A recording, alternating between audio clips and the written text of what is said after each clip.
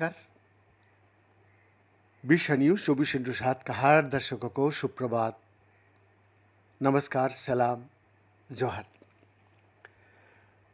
दर्शक, औषधीय कीटनाशकों और अन्य कार्बनिक प्रदूषकों के कारण होने वाली जल प्रदूषण एक बढ़ती हुई वैश्विक समस्या का रूप में सामने आया, विशेष रूप से उन क्षेत्रों में जहां अपशिष्ट जल उपचार की बुनियादी सुविधाएं सीमित होता है।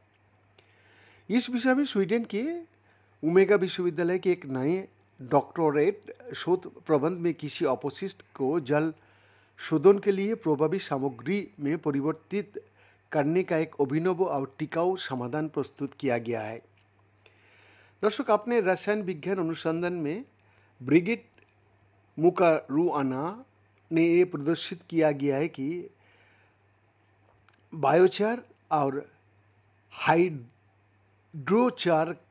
कॉफ़ी का छिलके, कॉफ़ी का गुदा, लकड़ी और गन्ने का अवशेष जैसे जैव द्रव्यमान से उत्पादित कार्बन आधारित पदार्थ अपशिष्ट जल से हानिकारक प्रदूषकों को प्रभावी ढंग से कैसे हटा सकता है।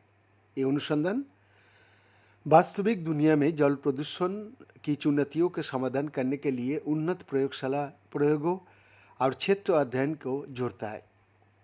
दर्शक, मुकारुआना कहता है, अपशिष्ट जल पर हमारी छाप होती है, जैवमास से पुनर्स्थापन होता है।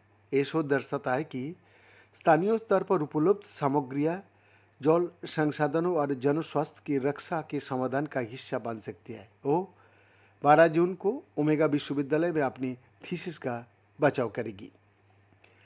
दर्शक, ये अध्ययन रवाडा की जल प्रणालियों पर केंद्रित है, जहां तीव्र शहरीकरण, कृषि और सीमित अपशिष्ट जल उपचार व्यापक प्रदूषण का कारण बनता है। क्षेत्र सर्वेक्षण से पता चला कि अस्पताल के अपशिष्ट जल और नदियों दोनों में कार्बनिक प्रदूषकों का स्तर उच्च है।